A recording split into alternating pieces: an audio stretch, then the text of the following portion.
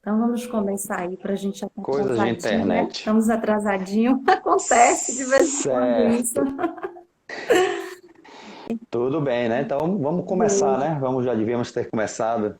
Primeiro, boa noite a todos aí, gente. Boa noite a todos que seguem aí o Casa do Coração. Coração de Maria, né? E que acompanham as lives. Boa noite especial à Márcia, que agora estou vendo e ouvindo claramente, né? E a todos que frequentam presencialmente a instituição, né? Não só aqui no Instagram. Então, o tema de hoje, como o Márcia me passou, foi o Viver pela Fé, né? Que é baseado em um texto de Emmanuel, do livro Caminho, Verdade e Vida, não é isso? Perfeito. Caminho, Verdade e Vida, né? Um livro de Emmanuel, psicografado por Francisco Cândido Xavier.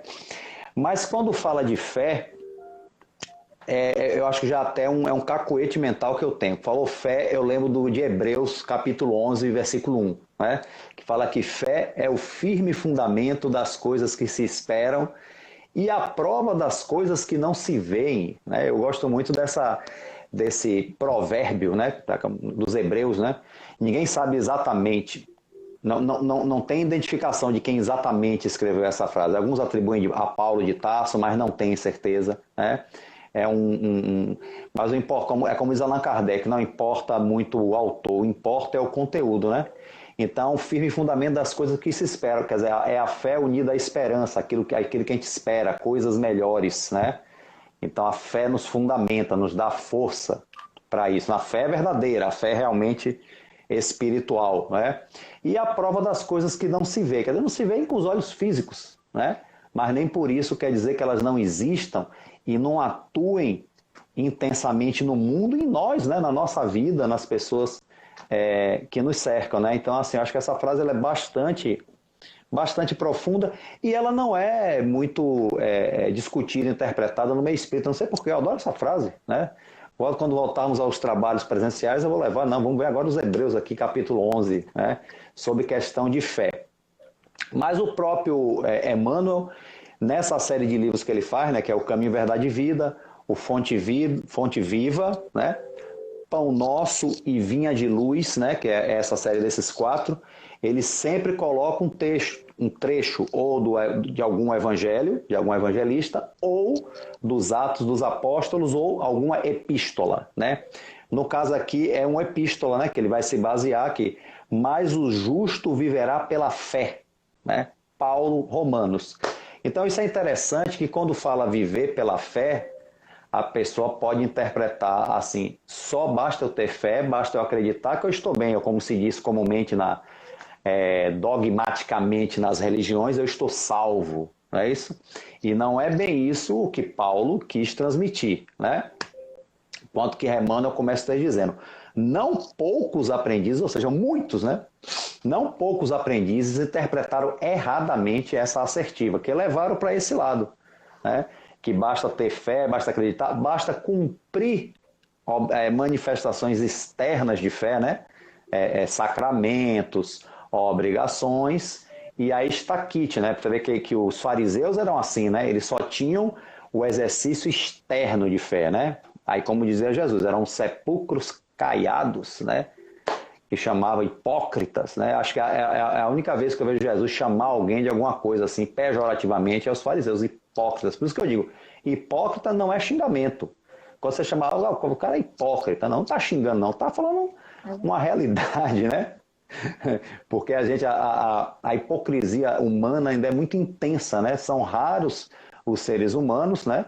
Que em algum momento da vida não foi hipócrita, né? São raros mesmo assim. Pode ser, não, esse sujeito hoje não é hipócrita, mas será que nunca foi, né? Será que a hipocrisia foi sempre ausente, né? Que a gente sempre tende a querer nos achar melhores do que somos. É claro que a gente tem que se achar melhor mesmo, nós temos que nos valorizar, mas no sentido real, né? No sentido da nossa essência, e não com presunção, não com orgulho de se achar melhor do que os outros, né? Inclusive o Espiritismo sempre nos convida a ser melhor para os outros e não ser melhor do que os outros, né? Há uma grande diferença, né? Então ser melhor sim, né? Eu quero ser melhor, eu acho que hoje eu estou melhor do que ontem, que bom, caminhei. Mas não quer dizer que eu estou evoluído, nem sou melhor do que ninguém. Muito claro, se eu evoluir, se eu aprendi, eu tenho que ser melhor para os outros, né? Melhor para o mundo, né? Que é assim que esse é o preceito evangélico básico, né? Então, assim, os aprendizes, segundo Emmanuel, supuseram que viver pela fé seria executar rigorosamente as cerimônias exteriores do culto religioso, né? Então, ainda hoje, né, gente? Tem gente que ainda vive exercício da fé, é cumprir aquela obrigação com a instituição religiosa, com o templo, com a coisa toda. O que não é nada demais, né? É importante dizer que eu não estou dizendo que isso seja errado, não. Só que, na verdade, se isso for só um ato externo e o coração não tiver nada com isso, o espírito não tiver nada com isso, não significa nada. A pessoa, inclusive, está perdendo um belo de um tempo, né? Um belo de um tempo porque não está realmente... ou a pessoa faz isso por pura hipocrisia ou por puro cinismo, ou então faz por total ignorância realmente, né? Aqueles que fizeram por ignorância, acho que sofrerão menos penas amargas do que os que fazem de propósito, os que são fariseus modernos, vamos dizer assim, copiando, né, os fariseus de antigamente. Essa questão trazida por Emmanuel nesse capítulo, é o capítulo 23, né, do Caminho, Verdade e Vida, me remeteu ao capítulo Lei de Adoração, né, que é o livro terceiro do Livro dos Espíritos, né, em que fala assim, a adoração ser uma lei também, né, uma coisa assim bem interessante, a lei de adoração, quer dizer, é uma lei também, quer dizer, adorar a Deus, a divindade, é uma lei, também é uma lei natural, vamos dizer assim, né, que a pessoa pode pensar, poxa, mas a adoração, que a gente tem com a adoração sempre o ato religioso, né, a adoração não é algo ensinado pela cultura, a cultura religiosa, nem sempre ensinado, algumas vezes até imposto a gente, né, pelas convenções humanas. Então, como é que a lei de adoração é uma lei natural, uma lei maior da espiritualidade, uma lei de Deus, né? Então, essa foi uma coisa que me causou uma estranheza no início, quando pela primeira vez eu dei uma folheada em O Livro dos Espíritos, né? E a gente vai ver aqui a pergunta de Allan Kardec é em que consiste a adoração. Então, a resposta dos Espíritos é simples, né? É a elevação do pensamento a Deus. Pela adoração, a alma se aproxima dele. Então, é simplesmente o ato da gente elevar, de nos elevarmos, né, em espírito a Deus.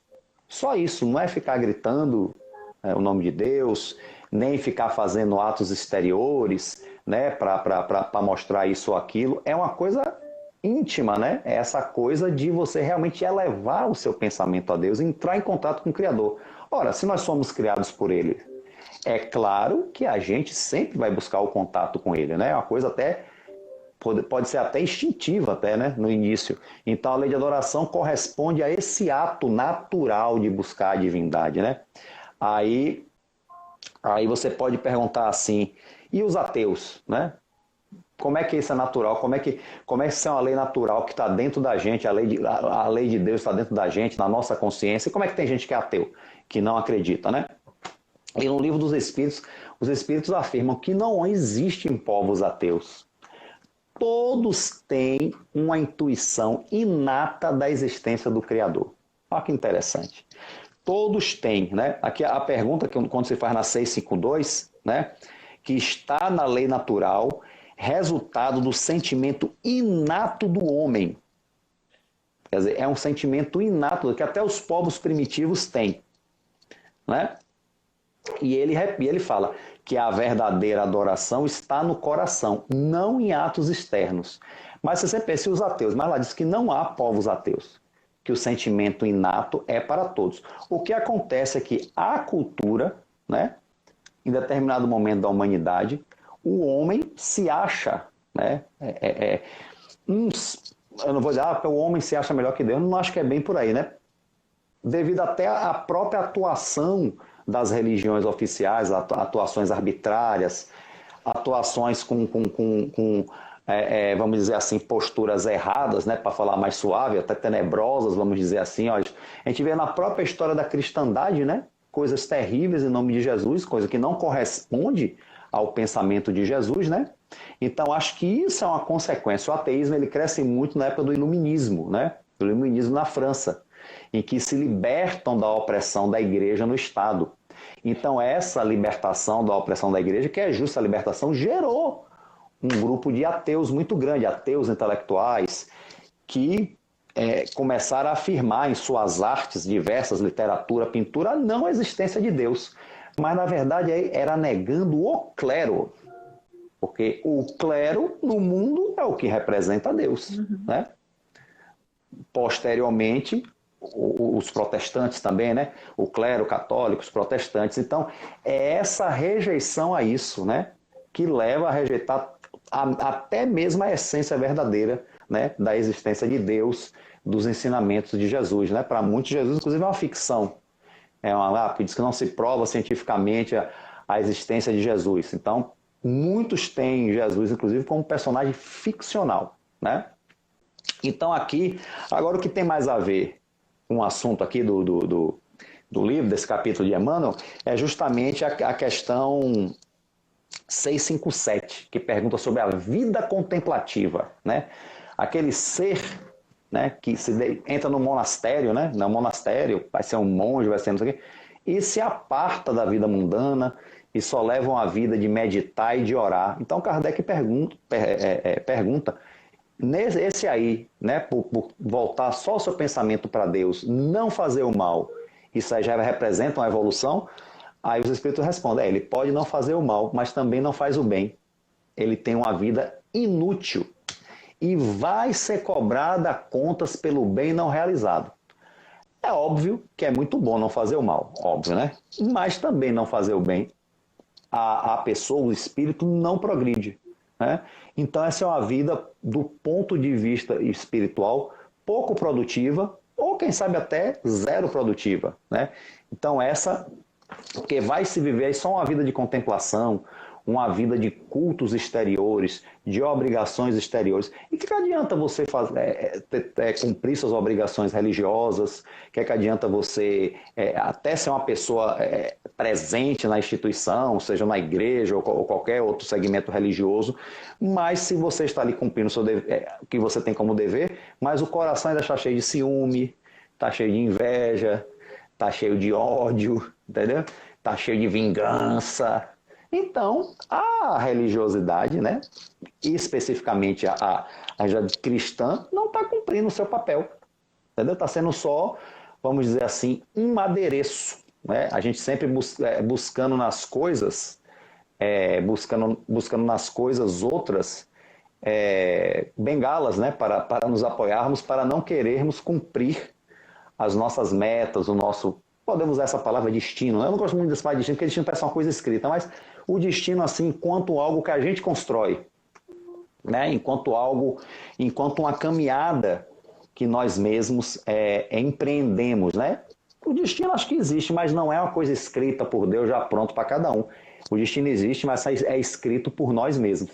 Através de quê? Da lei de causa e efeito. Né? Que é muito parecida com a lei da física, a ciência terrena, né? Que é a lei de ação e reação. Né?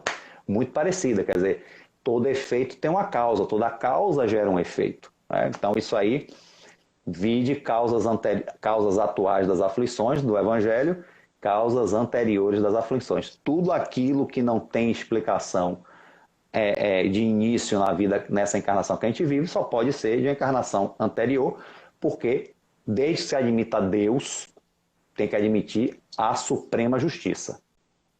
Sem justiça não há Deus. E sem reencarnação não há justiça. Né? O pessoal que não gosta dessa história de reencarnação se irrita comigo quando eu falo isso. Não. Eu não acredito em nada, nada nenhum. Eu respeito todo e qualquer pensamento religioso que tenha reencarnação. Se não tiver reencarnação não vale nada, porque sem reencarnação não tem justiça. Sem reencarnação não tem aprendizado verdadeiro. Se eu viver esta vida aqui, esta vida que eu tenho aqui até 100 anos, não é o suficiente para um aprendizado, para um crescimento espiritual. Então, sem reencarnação, não é nem questão só de justiça, é questão de aprendizado mesmo, é questão de educação. Entendeu? E hoje aqui, eu quase que não estava aqui hoje de novo, porque eu tive essa doença da moda agora, Covid, né? E eu quase que passo para o outro lado.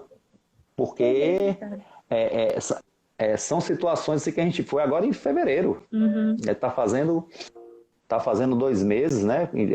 Meus primeiros sintomas foi dia 4 de fevereiro e não foi brincadeira, não. Não foi brincadeira. Eu não vou ficar descrevendo aqui porque já passou, né? Mas Aí a quem me sua viu antes fé, e viu depois, a sua fé aí, você botou quem em me viu, prática? botei. Inclusive teve um dia que eu acordei e achei que eu não estava encarnado. Porque a sensação, gente, eu tô vivo ou tô morto. Porque estava a casa tão silenciosa, né? E eu comecei a me tocar. Gente, será que... Mas se eu passei para outro lado, cadê todo mundo? Cadê os espíritos? Ninguém vem me buscar, não? Comecei a delirar. Mas eu acho que essa sensação é justamente quando a gente tem uma doença grave, aí eu acho que há um desprendimento parcial do perispírito, eu acredito. Por isso a gente tem essa sensação. Outras pessoas com doenças graves têm essa sensação, Sim. né? Que há esse desprendimento. Minha irmã também teve essa doença da família, né? Se um pega, todo mundo pega. Minha irmã teve, minha esposa e tal. E minha esposa, como não teve sintomas mais graves, não teve essa parte. Minha irmã teve um dia que acordou. Ela ficou na UTI e não sabia onde estava, quem era ela, se estava viva, se não estava. Então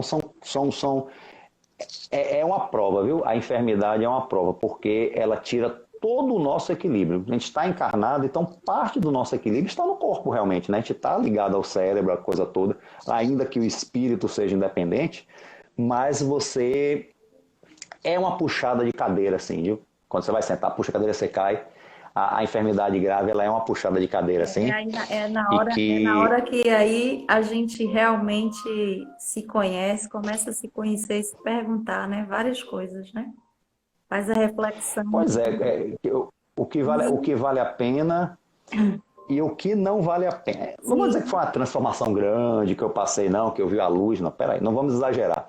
Mas algumas coisas, sim, eu comecei a rever. Por exemplo, até uma live como essa aqui, eu já estava há um tempo atrás resolvido não fazer, porque fazer live é uma coisa complicada para mim, entendeu? Por causa da minha rotina, eu falei, não vou fazer mais não vou marcar mais com ninguém não. Quando eu saí a coisa que eu mais queria voltar a fazer era isso, porque eu falei, não, isso é importante, pô, como é que eu vou abrir mão de uma coisa que é importante por outras coisas que são importantes, mas não são únicas? com certeza. Porque você dizer que uma coisa é importante não é tirar a importância de outra. As coisas da vida, da rotina, é importante você lavar a louça, sim. Claro que é uma coisa importante lavar a louça, não é uma coisa desimportante. Mas não é unicamente, eu não posso deixar de fazer uma live porque eu já tenho louça para lavar. Eu faço a live e lavo a louça depois, ou então lavo antes. Entendeu? Então são coisas assim que a gente aprender a dar importância. Eu acho que a fé prática é isso, né? Não basta só acreditar. Como a pessoa diz assim, eu creio. Tudo bem, crer, por exemplo, eu creio que o homem foi à Lua. Você crê que o homem foi à Lua, Márcio? Claro Ou que você não sim. acredita que o homem foi à Lua? Claro que Você crê, mas você não tem prova. Alguém lhe provou? Você tem coisa da televisão. A televisão pode inventar mil uma coisas, mil ficções científicas. Você sabe da televisão. claro. É porque você vê que tem lógica, a forma como foi descrita a viagem, tudo tem lógica. Então, pela lógica, a gente acredita. Mas o que crer no homem, que o homem foi à Lua, me faz melhor? É isso que eu me pergunto. Então, assim, é uma crença que a gente sabe, que a gente até sente, mas não tem grandes efeitos. Agora, a fé não. A fé ela é mais profunda. Acho que a diferença básica de fé é isso. A fé não. A fé é uma coisa que a gente sente, a gente não só acredita, a gente sente e de alguma forma a gente vivencia. Uns vivenciam mais intensamente, outros vivenciam medianamente, outros vivenciam mais rasteiramente, né? Mas de alguma forma vivencia. Aqueles que vivenciam rasteiramente ainda está melhor do que aqueles que não vivenciam. Né? Pelo menos já é um germe, já está começando, já há uma semente que está, né? Então a fé, isso é, pô, eu sou espírita, e daí? O que é que essa fé diferencia, diferencia você diante da vida? Isso é que é importante. Então não basta só ter a fé, vou no centro, assisto a palestra, tomo um passe, bebo água fluidificada e chamo todo mundo de meu irmão, ô meu irmão, ô meu irmão, ô meu irmão, né? Essa coisa toda, né? Aí vai para a mediúnica, vê espírito se manifestando e pé. Mas o que isso faz de mim melhor? Isso é que é importante, porque você pode fazer isso tudo mecanicamente. Tantas pessoas frequentam a casa, a gente sempre critica segmentos religiosos e tal, e o pessoal que frequenta a casa espírita mecanicamente, sem grandes, né? Sem grandes proveitos, vamos dizer assim, né? É Então isso. o importante é que, Vai por isso, né? vai Que é uma mecanicamente, pessoa faz a oração. mecanicamente. É. Você vê que Raul Teixeira ele é uma pessoa muito incisiva. Você vê as palestras de Raul Teixeira sobre isso, ele é muito incisivo. Acho que tem muita gente que não gosta dele não, viu? Não gosta não. Ele inclusive não tem feito mais, que ele teve um AVC, acho que foi uma coisa dessa, mas as palestras gravadas com ele estão aí povoando o YouTube. Eu comecei a conhecer as palestras dele esse ano. Eu sabia quem ele era, mas nunca tinha visto. E vejo como Raul Teixeira, ele é incisivo, não é agressivo, mas ele é incisivo, ele Porque fala é o que tem que falar. verdadeiro, ele fala a verdade, e nem sempre as Exatamente. pessoas querem ouvir a Ele, verdade, né? exato, porque ele diz, a verdade é desconfortável. Ele fala, olha, nós não somos obrigados a ser espíritas, Sim. mas a gente resolveu ser espírita, tem que ser espírita de verdade. Se eu for eu espírita, me deixar levar ao sabor dos ventos, eu vou fazer um péssimo trabalho. Então, se você quer ser espírita, tem que ser de verdade. Se você não quiser, vai embora do centro. Vai ser outra coisa. Tem tanta coisa digna para ser, ou ser um ateu digno também, como diz Divaldo, prefiro a companhia de um ateu digno do que de um religioso hipócrita. Você pode ser um ateu digno. Ou você pode ter outra religião e ter ética, fazer o bem. Tanta coisa digna, como o próprio Raul fala, tanta coisa digna para Ou seguir. continuar fazendo seu Então, caminho assim, lá, né? Sem religião, se não quiser, né? exatamente. Porque é importante você aproveitar a sua encarnação para crescer. E de repente não pode não ser no espiritismo que você, porque o espiritismo, como ele diz, é para quem aguenta, não é para quem quer. Aí é que o pessoal entra em polvorosa com ele. O espiritismo não é para quem quer, é para quem aguenta, é para quem pode. Rapaz, que coisa pesada, viu, Raul? Mas é verdade. Eu posso dizer por experiência que eu não aguentei. Eu sou eu falei da outra vez que eu sou um retornador. Eu comecei no espiritismo, tudo era bonito, tá, Kardec, não sei o que, não sei o que. Aí não aguentei e saí. Eu abandonei o movimento espírita por 5 anos. E quando voltei escondido, fazia só os trabalhos internos, não quis mais voltar à tribuna, fazer isso que eu estou fazendo aqui com você. Só voltei a fazer graças a Flávio Gaudêncio, né? Que ele que Sim, fraternalmente insistiu, sem ser desagradável, ele né? aceitou o meu convite. Vem em julho fazer a nossa live. Porque ele é tão ocupado. Aleluia, Aí eu consegui consegui ele uma em vaga julho para estar conosco. consegui uma vaga para ele na agenda dele, porque até eu falo com ele no WhatsApp, ele me responde com 3 dias. Uma vaguinha menino. Deu trabalho. Ele é uma figura. Então, assim, o retorno à tribuna, se é que é a tribuna virtual, né? Eu já estava até para voltar à tribuna real ano passado, entrou a pandemia, né? Se deu a Flávio, porque é difícil, Márcia, a pressão é muito grande. Mas por que eu não aguentei a pressão? Não aguentei ser espírita? Porque a fé era fraca, né? Perfeito. Homens de pouca Adorei. fé, como diz Jesus, né? Homens de pouca fé, não é isso? Porque, assim, no capítulo, eu até anotei o capítulo 19, né? A fé transporta montanhas, né? Os apóstolos não conseguiram libertar o menino do demônio lá, né? O espírito obsessor, que eles chamavam demônio. E ele fala, até quando eu estarei com vocês, seus incrédulos? Né? Aí vocês podiam ter libertado também o menino se vocês tivessem a fé de um tamanho de um grão de mostarda. Você disse para aquela montanha, vá para lá e ela vai. Entendeu? Porque assim, como ele fala, a fé tem que ser verdadeira. Né? E Allan Kardec vai discorrer, né? Claro que é uma figura de linguagem, a transportar montanhas, mas se a gente tiver a fé verdadeira, a gente pode muita coisa, sabendo diferenciar a Porque eu, fé de com presunção. certeza. Né? Porque eu posso tudo, não é bem assim não. A gente pode, mas a fé, a gente tem segurança, mas sabe que o que vem em relação de fé é o que vem de Deus, né? Se não for da vontade de Deus, não for da vontade dos bons espíritos, aí não, a fé também manda ensinar a gente a se resignar, a ter paciência, a entender que nem tudo a gente pode naquele momento, né? Mas É um que há muita merecimento, coisa que a né? gente não realiza por falta de fé. Então a gente deixa de realizar por falta de fé em si mesmo. A gente diz que tem fé nos espíritos, mas até que chega uma peça que não tem, né? Como diz um livro, eu não lembro qual é o livro, o Manuel Filomeno de Miranda fala, poxa, eu vejo muitos confrades espíritas que são espíritas, mas parece que não acreditam no que professam, porque tem atitudes que parece que não acreditam, vão ao centro, leem os livros, mas acho que não acreditam, né? Isso é uma Na fala de hora que Manuel Filomeno de acontece uma Miranda. coisa mais grave, né? Aí É, vai chorar, vai se maldizer, no caso. Ah, porque eu fiz isso, eu fiz aquilo, porque exato, está acontecendo isso, né? Comigo. Já passei com tanto certeza. sendo espírita, meu amigo, mas nunca desisti, não, viu? Nunca disse assim, vou Eu já. abandonar, não quero mais. Jamais. Não fiz esse drama todo também, não. Esse se foi embora. Eu só fiz como o Raul Teixeira disse. Ah, tá, já ficou bom, vai embora. Tá? Uhum. É isso como ele diz, né? Mas é isso. Então, a fé é para nos estimular a fazer, mas também nos resignar ao que não pode ser feito. Porque quando uma coisa não é para ser feita e a gente insiste, você sabe o que é que dá, né? Não precisa nem dizer o nome aqui. Então, a fé é uma coisa, não é presunçosa, não é se achar mais, né, do que os outros, nem do que Deus. Jamais, né? Então, Kardec tem esse cuidado. Quando Jesus diz, vocês podem fazer o que eu faço, não é para os apóstolos criarem a presunção de serem mais que Jesus, não, mas para entender que eles tinham capacidade de fazer aquilo que Jesus fizesse, contanto que eles aprendessem, eles esforçassem, eles exercitassem e chegariam lá. E fizeram algumas coisas realmente. Com o tempo eles realmente aprenderam, né? Mas não para criar uma presunção nele que eles eram os retados, né? Então, vamos ter cuidado com a fé e com a presunção, né? Então, isso é uma coisa que me chamou muita atenção Tem na pessoas, dissertação que Kardec faz sobre essa passagem, a fé remove montanhas. Senão vai ter muito maluco ali, ó, olhando para a montanha, mexe, mexe, aí não vai. Aí vai ser uma, como diz Juliano, sabe Juliano Moreira, que dá nome ao manicômio? sim. Ele foi um grande psiquiatra, ele dizia que espíritas é uma oficina de loucos. O espiritismo é uma oficina de loucos, ele dizia isso, né? Porque talvez tivesse alguns que interpretassem mal as coisas, fizessem coisas como essa, quisessem mover montanha de verdade mesmo, né? Mas ele está lá no plano espiritual lá e está vendo que não é não, né? Com Pois é. Ô, certeza. Márcia, até que horário eu tenho aqui?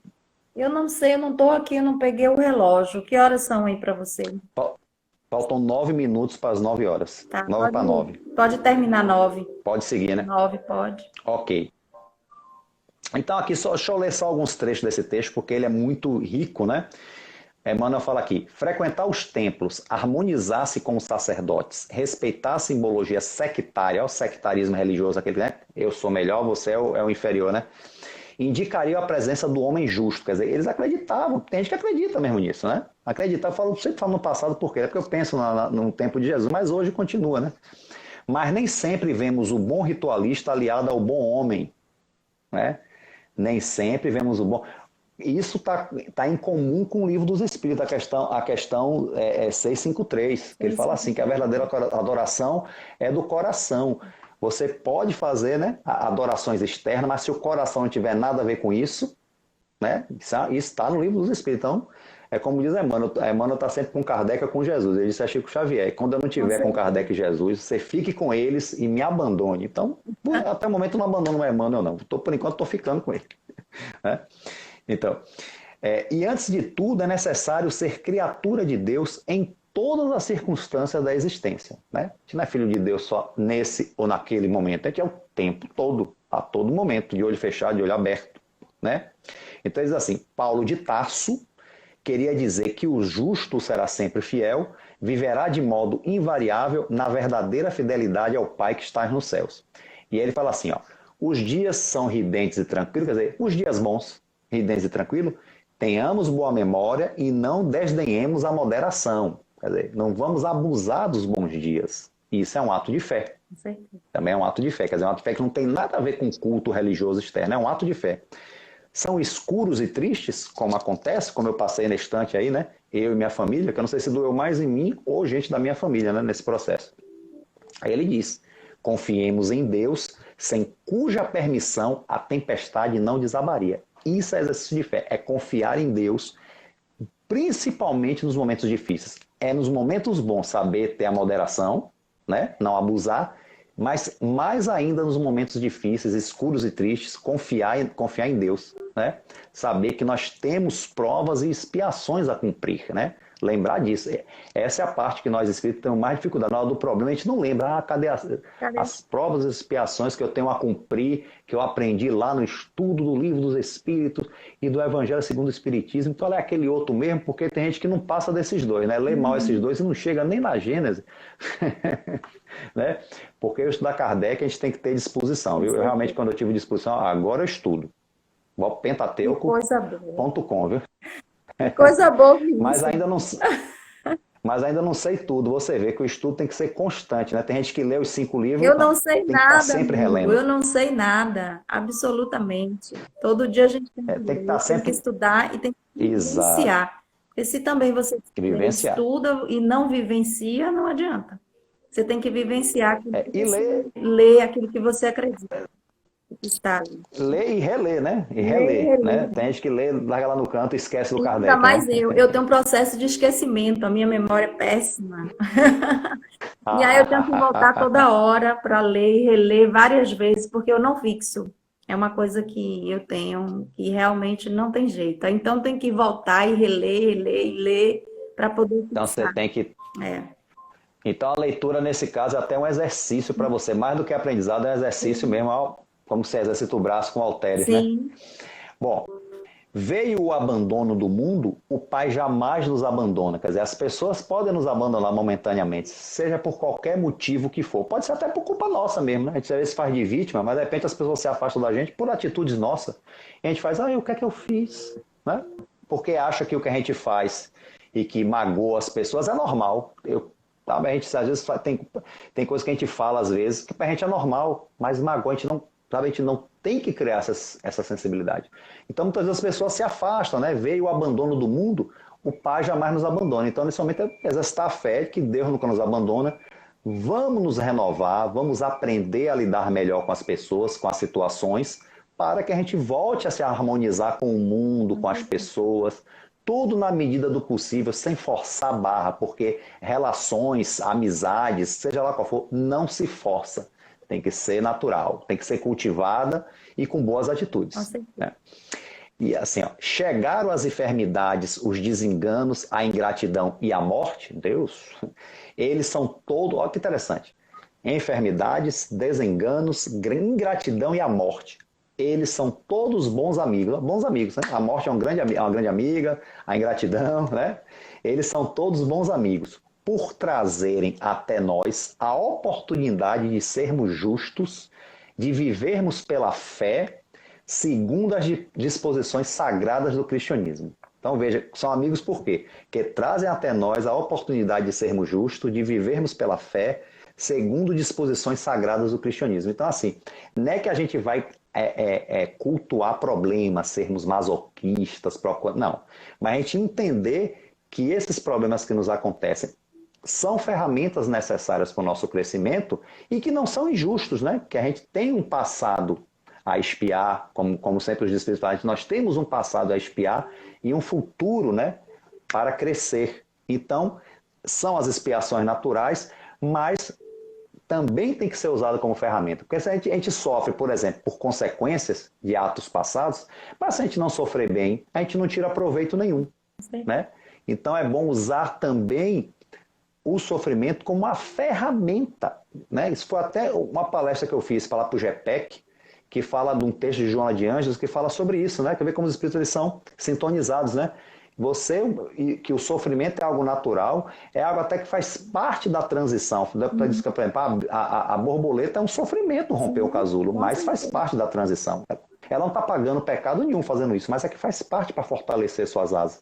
Então, os sofrimentos que são normais, que não são aqueles, né, de expiações, mesmo esses temos que ser usados como ferramentas de fortalecimento, de amadurecimento espiritual, de crescimento espiritual, e os sofrimentos expiatórios também como ferramentas da gente não repetir, né? Vai e não peques mais, né?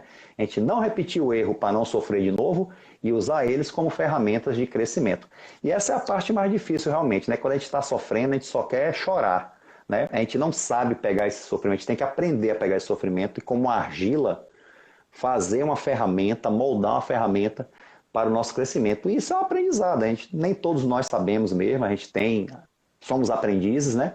Mas o convite, esse aprendizado está bem claro, a gente saber moldar os nossos sofrimentos, que eles sejam instrumento do nosso crescimento, né? Por estar aí o bem-aventurados os que sofrem, né? Não é uma apologia, como alguns dizem, Jesus está na apologia. Não, ele está dizendo usar bem o sofrimento, que é inevitável, que você mesmo cultivou, usá-lo para a sua evolução e para que você depois não sofra mais, né?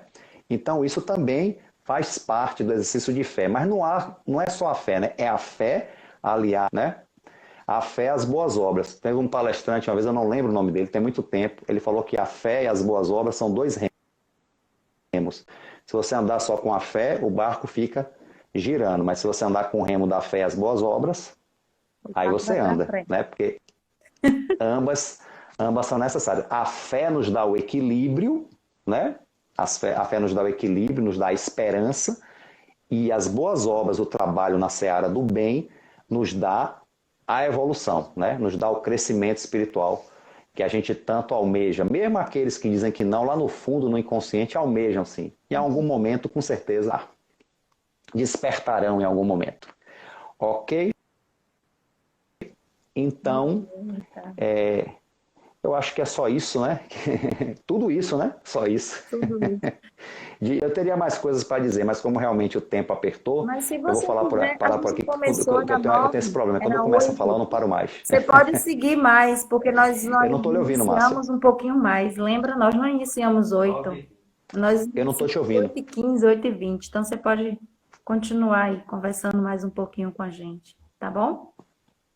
Se assim você deseja, se assim você tiver mais coisa para conversar conosco. Se não, aí é você. Hoje quem manda é você aí. A palavra é sua. Não está me escutando? Eu não estou te ouvindo, não. Não está me Ficou mudo, ouvindo? você aí. Não está me ouvindo? Ai. Ah, E aí agora, viu? Alguém está me ouvindo, gente?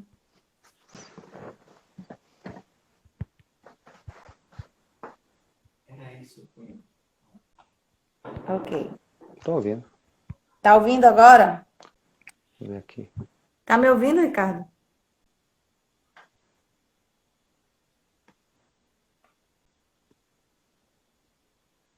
Tá me ouvindo, Beta? Ah, estão me ouvindo. Só ele que não está, é. Tá ouvindo agora? Agora eu estou te ouvindo. Tá me ouvindo, Ricardo? Ah, Eu ok. estou ouvindo, mas eu botei você no computador. Aqui eu não estou ouvindo, não. Aqui eu não É? sei o que é que ouve, não. Tá bom, então. Então, obrigada, viu, Ricardo? Porque eu disse que você poderia continuar mais um pouquinho, mais 5, 6 minutinhos ainda dá para você continuar, se você quiser falando, ok? Se não, a gente encerra a sua palestra, ok? Tá bom, então. Então, obrigada, viu, Ricardo? Porque eu disse que você poderia continuar mais um pouquinho, mais 5, 6 minutinhos ainda dá para você continuar, se você quiser falando. Ah, eu quero. Então, é, Eu quero só uma coisinha. Entendeu? Só uma coisinha rapidinho, né? Eu gosto de mencionar a parábola da figueira seca, né? sim. Porque eu quando vi aquela parábola a primeira vez, peraí, que senão eu ficar ouvindo duas vezes, que eu estou ouvindo com minha voz, sua voz é minha voz atrasada aqui. E é que interessante que Jesus chega e seca uma figueira. Eu falei, gente, isso é um crime ecológico, como é que o mestre secou uma figueira, né? Mas na verdade ali é mais uma lição de Jesus, né? Porque assim, a árvore que não dá frutos, né? Ela vai ser, como é, vai ser cortada e atirada ao fogo, né? Então ele está usando uma figura de linguagem muito forte que era que dava para entender naquele. Até nós mesmo, hoje contemporâneos, precisamos muitas vezes dessas figuras de linguagem forte, né? De entender que nós também temos que dar os nossos frutos, né? Cada um dentro daquilo que lhe cabe, daquilo que lhe é possível. Você tem capacidades diferentes das minhas, né? Cada um tem capacidade diferente, e é importante que tenha essa diversidade, né? Então, cada um dá um fruto diferente, né? Então, mas é importante que cada um dê um fruto que contribua, né? De alguma forma com a vida, né? Lembra-se da árvore da vida. A árvore da vida tem que fazer sombra para todos. Parem de mutilar a árvore da vida, né? Que é a árvore de vida que Jesus trouxe com o Evangelho, né? Não mutilar essa árvore.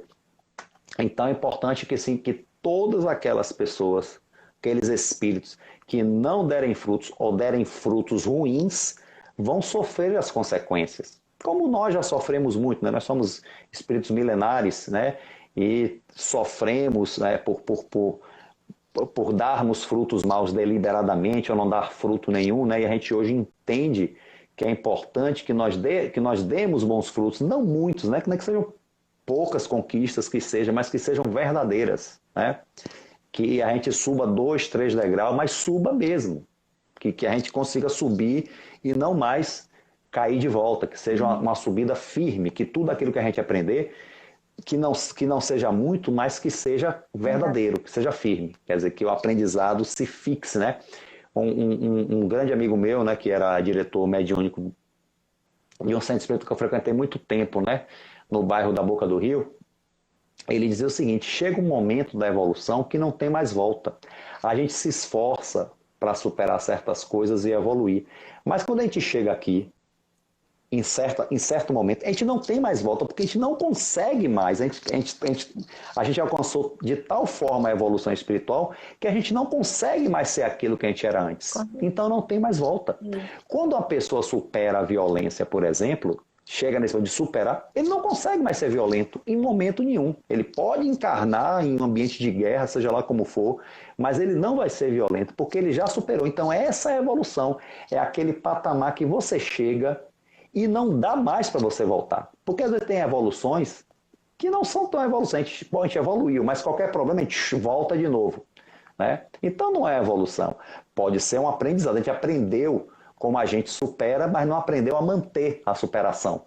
Porque não basta só conquistar, tem que saber manter. Quando a gente aprende a manter e aquilo começa a fazer parte de nós espiritualmente, parte, vamos dizer assim, do nosso espírito, né, para falar de modo mais geral, aquilo ali fica na nossa essência e não tem mais volta. Essa é a evolução. E a gente consegue pequenas evoluções, assim, nesse sentido, nesse momento, né? Acho que há pequenas evoluções que a gente já consegue. Tem certas atitudes que a gente já não consegue mais tomar. Mesmo que outras pessoas fiquem, não, mas você tem que fazer assim. A gente não consegue mais, né? Certas coisas pequenas já, cotidianas, que a gente não consegue mais retroagir. A gente já, mesmo a gente como seres humanos comuns, a gente já consegue isso.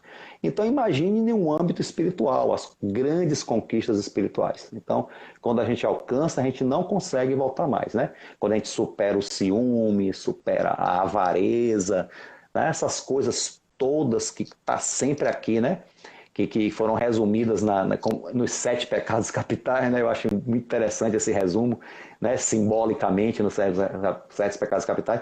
Então, quando a gente supera essas questões, que são questões maiores do espírito humano, a gente não consegue mais evoluir, a gente só vai para cima. Agora, isso aí requer trabalho, requer fé, sim, mas trabalho. É fé, e trabalho. Como Paulo de Tarso, né, nos diz, fé, esperança e a caridade a gente traduz como o trabalho no bem. Trabalho na seara do bem ou na seara do Cristo, ou como queira, né? Eu prefiro dizer na seara do bem, que fica mais universal, porque não fica só recluso aos segmentos de denominação cristã. A seara do bem, que até quem não tem fé religiosa nenhuma pode realizar, porque é fora da caridade nossa salvação, não é fora da igreja, nem fora do centro espírita, não. Nem fora de ideologia nenhuma, é da caridade. Ok?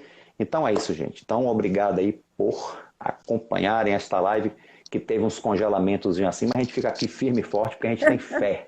Né? A gente tem fé e a gente continua aqui, apesar da internet, às vezes, querer dar uma rasteira na gente, né? Mas a gente está aqui com muita fé ela e não consegue, continuaremos, né? Graças a Deus. Mas ela não consegue, a gente segue firme, dizer eu vou conseguir, vamos lá, congelado ou não, alguém está ouvindo.